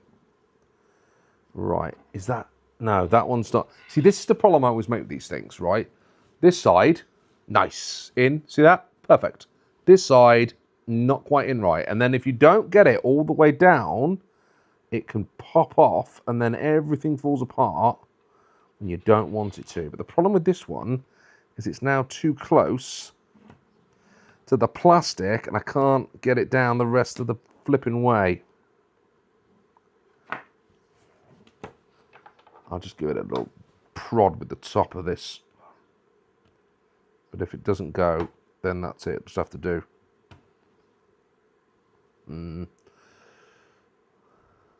Remember to hit the like button. Oh, dude, thank you. Yeah, make sure you hit the like button and subscribe if you're not. Well, you guys are all subscribed to me. I'd have to tell you guys to subscribe. I mean, you'd be surprised how many people don't subscribe to the channel. They watch every week and they comment and then they don't subscribe. And you're like, why don't you subscribe? What holds you back? Nothing bad's going to happen if you subscribe to the channel. You just might see a few more of my videos from time to time. You see, that's come away from there already. That's not right. That's not right. Yes, sorted. Smashed it. Right, I need to have a drink, guys. Sorry, I need some lubrication. The Fire Dragon copying Kyosho. The livery in your last thumbnail looks like Kyosho-ish. Which one? Which Kyosho does it look like? I think it was... Bob, you probably know better than I do about this. I gotta say that the Dragon series was mid to late 80s, I reckon. And it was around the time Kyosho were knocking out their product as well. But the design you're thinking about, I think, is the Optima Mid, which I want to say, I'm guessing here, but that was probably around this sort of time. So there could be some crossover. Absolutely. Absolutely. Right, we've done that. We've got the pins in. We've got the dog bones in. We've attached them at the front. We've got some nice... Looks like we've got some nice little extra rear toe on those angles, which looks groovy. So we are now putting the rear guard in. The rear guard? Okay, the rear guard. Got it. Gotcha. We're putting the rear guard in. So we're going to flip this thing all the way around. Are we? No. No, because this is the rear back here. That's right. So we're going to put that guard back here. And then we're going to put the damper stay in at the top. That's the next thing we're doing. Okay. The weather might be better in Spain, but the passion for RC is so much greater in the UK. Well, that depends where you go, buddy. You know, it depends where you go. But I think it's a conversation, it's a topic for our podcast coming up in future weeks when we get to it, because there's so much going on at the minute. But I want to have a conversation about, is this the greatest era of RC? Because everybody, well, we as older guys will all go back and hark back to the 80s and go, oh man, yeah, RC was awesome back in the 80s. And it was where it all began, and absolutely fantastic. And I'm really pleased that they're bringing back all the models from the 80s and we can buy them again and have fun with them. But here's my thing, right? Right now, there is so many more options for us to enjoy the hobby with. Whether that's RTRs that, you know, I don't remember RTRs from back in the day. And well, maybe I just was too young to remember RTRs from back in the day. But I think out in the States, you guys had like Hobby Shack things and Nyko things and stuff like that. I don't think we had the same over here.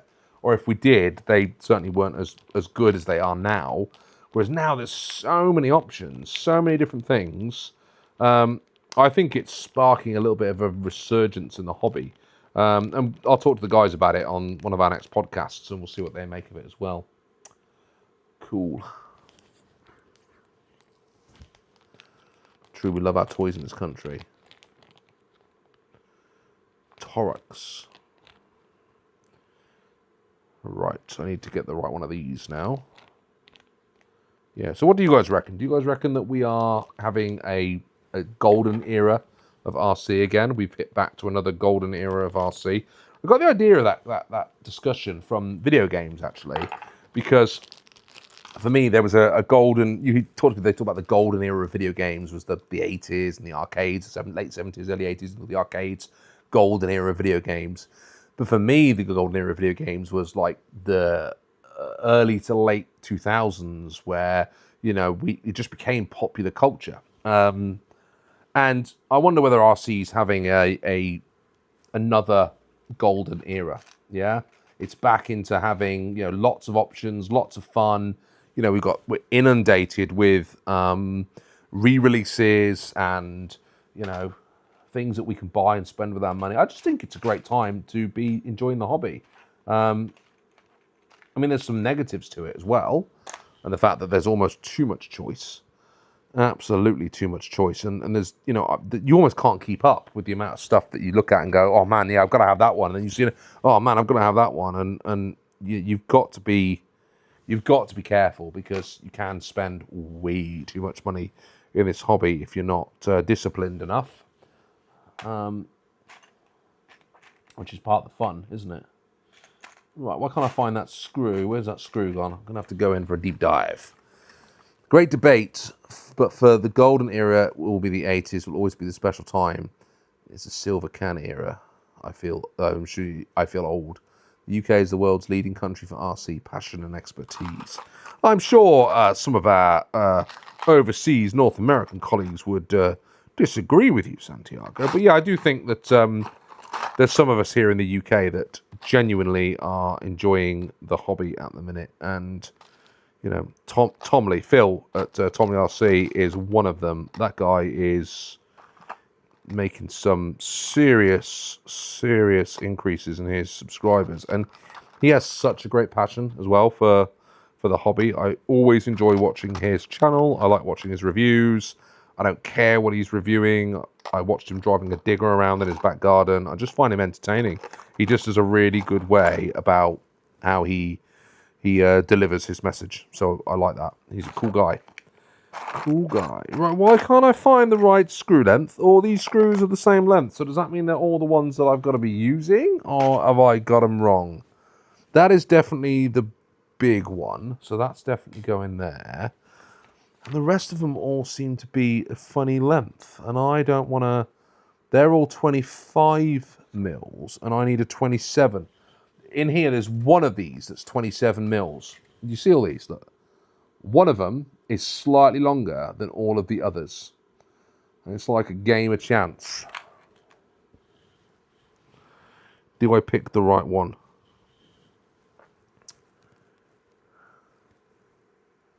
Topic for the next talk. What happens when our generation taps out of RC? Yes, Marcel, you smashed it. That is on my list of discussion points for Talks RC. Is what happens when we all are too old to be doing this sort of... I'm never going to be too old to be doing this, by the way. But what happens when we're all too old to do it anymore? What happens when our hands give up and our eyes give up and we just can't get out there and play with our RC cars anymore?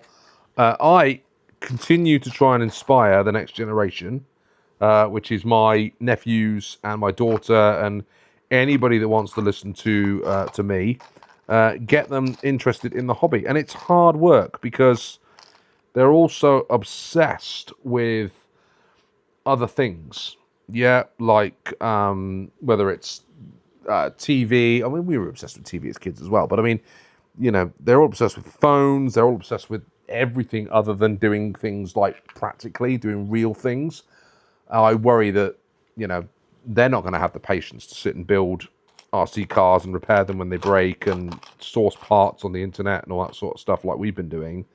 And I do worry that all of my collection at some point is just going to end up in landfill somewhere, which is a horrible, sad thought. But, hopefully, I've taught my daughter well enough to know that there's fun to be had within all of this and not to just chuck it all away at the end of it all. Right, all these screws have got to come out of here because I just cannot find the one flipping screw that I need here, which is really infuriating me because one of them is definitely longer than all of the others, but it's not presenting itself for some reason. And I've not used any other screws out of this bag yet, so it must be one of these. It's definitely not that one, because that is the longest. But it's telling me one of these should be shorter than all the others. Longer than all the others.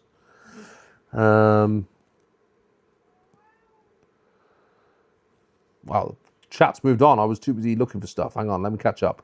Younger people buy RTRs more. I think you're right, Dennis. I think they do. They want that instant. Oh, hey, I found it. Awesome. See, I just needed to get them out. I just need that little break just to concentrate for a second, and then I found it. Awesome. Yeah, they do buy RTRs. They want that instant gratification. You know, oh, I built a car, I just want to go and run it. And I get that. There are times when I just want to go out and run a car, and I don't want to have to build it all. But then you can know how to repair it, and then it ends up in landfill, and then it's, you know, anyway, you know, let's not talk about that too much. How's the leg going, Dennis? Yeah, it's going good, man. I'm on the road to recovery, thank you. And I'm getting stronger and stronger by the day. Bob says, yeah, tech is great, but does get in the way of a lot of things. Absolutely, absolutely, yeah. Oh, I told you there may well be cats arrive, and one has arrived. She's desperate to get in on the action. Come on, Martha. You can't see her. She's shy. She's hiding. No, she's not coming. Gonna come up here? Say hello to everyone. This is Martha. She is an American cat. We got her from America. She was she was a rescue. She was a feral cat, or her mother was a feral cat. And we got her from Massachusetts, didn't we? But you're a long way from home now. But you're happy. And that's the most important thing, isn't it? Indoor cats. Because we made a promise to the Cats Protection in America that we would keep them indoors when we came back home again. So that's exactly what we've done. Right, I got lost then as I was reading down. Sorry. I didn't realize it was that bad. Well, my leg, I broke my leg in 3 places, and it was a bit of a mess actually. They've stuck a metal rod in me, and I'm well on the way to recovery, but it's a long road, and you know, I'm getting stronger every day, and that's the most important thing. And I'm really grateful that my wife is very understanding and supportive and all those good things that they are, wonderful wives. But yeah, it's a long road back, unfortunately. I mean, the doctor said to me it would be probably about 9 months before I was up and walking around properly unaided again. And I'm taking it steady. I'm following what they're telling me to do. But, oh man, I'm getting really, really frustrated, and I just want to be better, really. But we're doing everything I'm told to do, and I will be back on my feet in no time, I am sure. Right, this is proving to be very difficult. Why can't I work the logistics of this thing out? I think I always have a problem with this.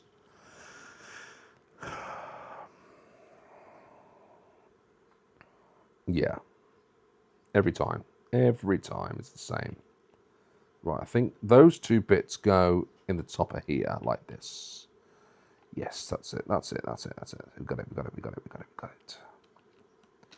Right, sorry, let me catch up again. Chaz says, I can see the modern RTR market killing the kits off in time. The kids want to get out in the box and smash it in the skater. Yeah, they do. They just want to get it out, go and take it out, break it, and then, you know, Dad, it's broken. Yeah. Okay, well, how did you break it? Well, I jumped it off a massive jump at the skate park, and now it's bust. Well, yeah, let's not do that again. And yeah, that's probably... Oh no, lost a bit. That's probably how my daughter would be if I gave her a kit and just said, or I gave her an RTR and said, there you go, all done. There's your RC car. Go and have fun with it. She would come back in about 5 minutes with a smashed up car, because my nephew did. He took his RTR that I got him one Christmas, and he took it out the first time and drove it into a lamppost and smashed the whole front end of the car in. He had a great time, but it lasted 5 minutes. It was broken. His parents didn't know how to fix it, so it's now with me, and I've got to repair it. I took the flip. It was an Absima. I took the whole thing apart, got the spare cars. There's no instructions. There's no diagrams. Can I put the flipping thing back together again? No chance. And I've had it out of the box several times. I've got all the parts. I've tried it several times, and I just cannot get my head around it. So at some point, I will sort it out, and I'll have this Absima thing. But everything's so instant. Everything's so instantaneous. They just want to go out and have fun and get on with it, and not worry about how to repair it, how to build it. If it doesn't work, chuck it away, get a new one. It's like the lost art of tuning brushed motors. Absolutely that. So she meows with an accent. Yes, she does. Yeah. Yeah, I won't embarrass you by doing my Massachusetts accent on air, and I wouldn't want to offend Paul. But yeah, she does have a twang. Absolutely, absolutely. She's a good cat, though. Good cat. My cat cousin from across the pond. There he is. There he is. There he is. I won't do. Well, the Massachusetts accent was really easy to do when I was there, but I've lost my knack now. Now all these years have gone by. It's almost. Well, I've lost track of how many years it's been since we lived in America. But it was a good time. I had a good time. Right. That is very, very close to that hinge there. Am I putting it through the right way? I think I am.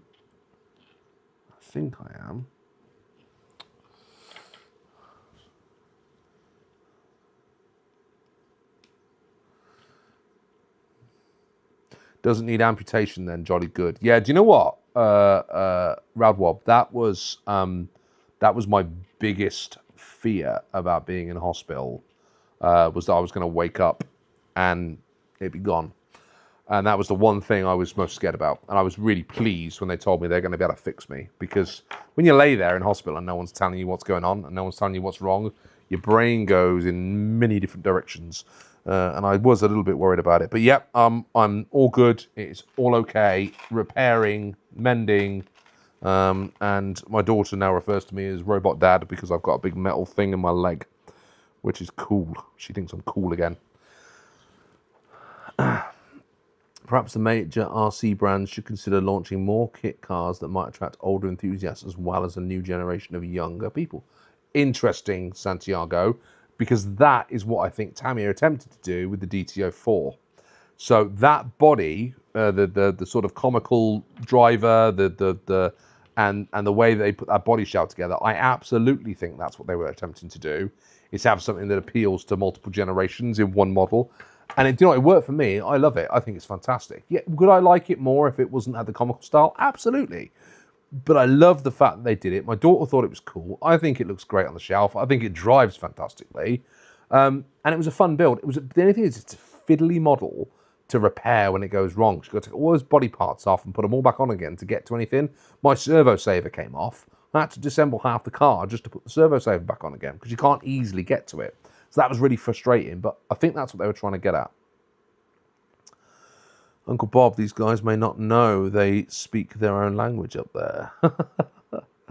Great to hear, Craig. You have to take the missus out for a proper meal, brother. Yeah, well, absolutely, man.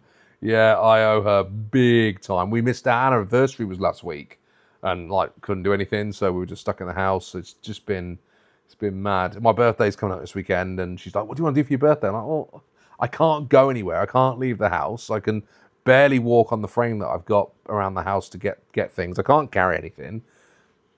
It's just one of those. It reminds me of lockdown because I can't go anywhere. I can't leave the house. So our house has got a couple of steps up to it, both the front and the back, and I can't do the steps and the frame. It's too dangerous. So I just can't get out of the house. The physios told me don't do it. The consultants told me don't do it. So I'm just stuck in here, just pottering around, same four walls. But chatting to you guys keep me entertained. This is comfort for me. It's just like soul food.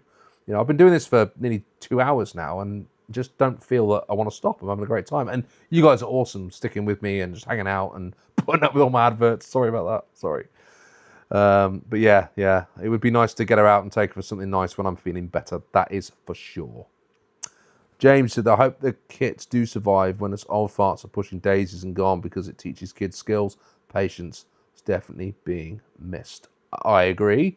There was a couple of, I've seen a couple of people that go into schools and use Tamiya kits, RC kits, to teach kids engineering schools in STEM classes and stuff, which I think is a great idea. And I really wish that schools would do that. I mean, the thing is, they're hampered by the budget, but Time Tunnel Model, I'm sure it's Time Tunnel Models in the UK, used to have a special for schools that if they wanted to buy the Tamiya models to use in the classroom to help the kids to build them, they did it at a really reduced price with a transmitter, receiver, servo, everything you need to get the car off the ground again. And maybe there's a market for that. Maybe there's a market for a really nice, basic, cheap entry-level kit that's not a ridiculous amount of money. And surely one of those manufacturers from overseas could do something like that, where it's not a high-end kit like Tamiya, but just sell your kit instead of ready to run, stick all the parts in a box and sell it. I mean, they're putting some of those RTR kits out for like $60, $70. Stick it in a box. Don't have all the labor putting it together and sell it for 50. I'm sure people would snap their hand off for it. Laptop getting hot, so shutting down. I'll still be watching via the TV, but we had a chat. Cheers, Bob. Thanks, dude. Thank you so much for chatting and supporting us. That's awesome. Thank you, buddy. Just got home and it's 37C in the shade. What? In May? Dude, that's wrong. Something's gone wrong. That's hot. It's like 14 here. Jin's anniversary was last week, also the 15th. Dude, that's us. Happy anniversary, brother. I married her, but it's her day. Yeah. 31C in my living room, Paul. Man, that's hot. It's so hot in May. That's baking. Right, we've done the rear bit on the back of there. Look at that. Done that. I've forgotten I'm building a car. I'm not just chatting to you guys. I'm actually doing some work here. And now we've got to put this bit onto the top up here. So let's get some more screws out and we'll do that. Okay. More screw hunts. Here we go. I need the same ones I've just used, so they should be fairly easy to find. That's the thing you find with these older Tamiya kits like this one, these sort of these vintage Riris. There's loads of different hardware being used. You've got different screw sizes, different screw types. You've got so many different gnarly bits that you don't get on other models. Whereas the modern ones are just like the same screws 100 times over, and you just screw in the same screw into the same spot all the way. These are so much more engaging and just exciting to build, I think. But they do come with their own little quirks, don't they, as well, which is nice. I like a quirky RC build. Yeah, absolutely, brother. You know, no shitting around. It's the same. It's the same day. We're 16 years, I think. 16 years? 17? I can't remember. 16 years married. 16 years happily married. Although she wasn't saying that to me when I chucked myself down on the floor. She was like, what have you done? How on earth have you done this? Huh.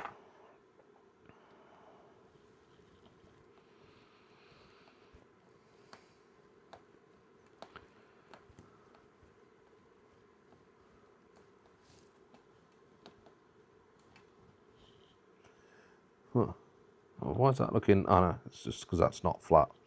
I thought that damper stay was going on all wonky then. I was getting a bit worried. Oops. They have some new series on Netflix, but I get where you're coming from. Right, let's get this on here.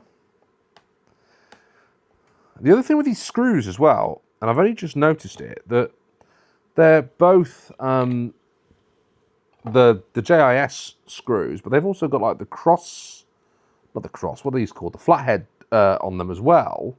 So you can get them nice and tight. And again, I don't remember seeing that on the more modern kits. You don't tend to have the JIS and the flathead on the screws. See that? Dennis, thanks ever so much, dude. Enjoy your Star Trek, brother. Tot ziens, yeah? Tot ziens. Bit more Dutch for you. See, I'm multilingual, man. I got it all going on. Happily married for 16 years too. Unfortunately, I've been married for 27. Yeah. Were those the first ones or the latter ones, bud? That's the question. That's the question. Safe space, right? Say what you want. Safe space. Safe space. Right. That is the rear guard and the rear damper stay on. Okay. All right. We are getting towards a point where we might need to start thinking about wrapping up and taking a break because I am getting a little bit tired, and the next job I've got to do is shocks. And you know that's where it starts getting messy. So we might have to call it a day. I'll hang around and chat with you guys for a little bit more though, if that's cool. before I sign off, but I don't think I'm in the mood for getting the shocks going because they take ages to build, don't they? And these ones, look, they're these the yellow screw cap design ones. They're not like the CVA. So you have this funny. Let me see if I can find one in here. You have like a funny plungery thing that goes in. Well, they might be in the. No, they should be in here. Trying to find one, but I can't see one. Anyway, you have these funny. Oh, yeah, that's right. You put the. I've got it all wrong. You put the nut on the end of the rod, yeah, and then they build up through the shock with a load of spacers and O-rings and stuff in. C-clips on the top, which is the same as we would have on a normal shock. But this bit at the end acts as like a stopper. So you have to screw that onto the right length. And then you put your shock oil in. And then you screw the cap onto the end up to the stopper. Whereas, you know, in a modern CVA, you'd have an eye that would go on the end. And then you just have one of those caps that pops on the top. So these are a little bit different. And then you have to wrench it tight at the end, look. So it's a little bit different, a little bit more involved. But I've got to make those rear shocks up and then we get back to building the front ones. So let's have a little bit more of a chat before I disappear off. I made it to 11 years, but she said it was her or the RCs. No choice there, Paul. No choice, man. That's the end of that. Yeah. Yeah. You being here suggests you made the right choice. Yeah, man. That'd be... if it came between me and the RCs, yeah, I would like to think that because of the fun that I have with the channel and how much Mini OAG enjoys getting out and playing with the RCs as well, I'd like to think there's a space in our life. However, it can take over, can't it? You know? It can take over a little bit because there's just so much space that's required, especially when the RC models get bigger. Yeah, you just run out of space. And that's part of my challenge at the minute. It's not that I've completely run out of space, but I've run out of the space that I play in, which means I now need more space to be able to get bigger RCs. So we've got where my workshop is down in the garage. There's like an upstairs area to the garage, which is boarded up and usable. So I'm tempted to move everything upstairs and have like an upstairs workshop there. The problem with that is it gets super hot in the summer and it's freezing cold in the winter. I just don't think it's going to be as practical a workspace to get into and enjoy the hobby in. And then I'm going to be bringing more stuff up into the house and sitting like this rather than sitting down there where I've got all my stuff. So it's a fine line at the minute. I know lots of guys have hobby rooms in their house, which is another alternative. But I've got more space down in the garage than I've got up in the house. So that's what I plan to do. But it's like everything, you know, everything's on hold at the minute because I can't get out and do the things that I need to do, which is a real shame. So next time I do a live stream, what do you guys want to see? Do you want to see more of this? Do you guys want to let me know some of the comments you want to talk about, some of the things you want to chat about? I think it's been really good. I've really appreciated all of you tuning in and offering me your questions and interacting in the comments. It's been absolutely fantastic. And, you know, for the first one, I hope it's been a success. I hope you've enjoyed it. I certainly have. And I appreciate all your feedback on the ads and all that sort of stuff. And I'll try and get that right next time. And I'll make sure I check all the settings before I hit the go live button. And we get chatting and having some good fun. Is there anything you'd like to hear next time? Have you enjoyed yourself? A live Q&A. Ooh, yeah, man. That would be good, wouldn't it? To do a live Q&A. I'll think about that. I think to do that and make it really work, I probably would need to have some ideas, some of the questions before I started. But then I'm pretty good at talking off the cuff, so maybe we could do something like that where you guys can ask me loads of interesting questions, and I will answer them as honestly as I can do. That's a great idea. We talked about doing a live podcast as well, and now I've done a live video, and I know Phil's good on that. I think we'd be pretty good if we could give it a go. And Mark would be all right as well, especially if he's had a few gin and tonics. He'll be absolutely flying, so we'll be all right. We'll be able to make it work. But yeah, it's been fun. You're about to get another guest superstar visitor now. So just to sort of finish it all off, this is Joey. Joey is my ginger cat. You see, he appears in videos all the time. Jobo is a British cat. He came to America with us. He got lonely. We got the American cat. They both came back together. So that's the story of the cats. And I'm very pleased he's made an appearance, because otherwise it wouldn't be a video without seeing a cat appear, would it? Hey? James, thanks for hanging out, buddy. Appreciate you. I am also going to call it a time, guys. Thank you so much for hanging out with me. I've had an absolute blast. I'm going to pack up and we'll do some more of the Fire Dragon next time we do a live stream. I might do another one the weekend, depends on how I'm feeling. But I quite like this. I think on a Sunday we'd probably get a few more people. Not that we need more people, we've had a great chat, but probably more popular time. I think I had more people interested in doing the one on Sunday that I fecked up because I couldn't work out the tech. We've got it working now. I know what I'm doing. So next time we'll absolutely smash it. Thanks everyone for watching, and see you all soon on the OAG RC. Bye for now.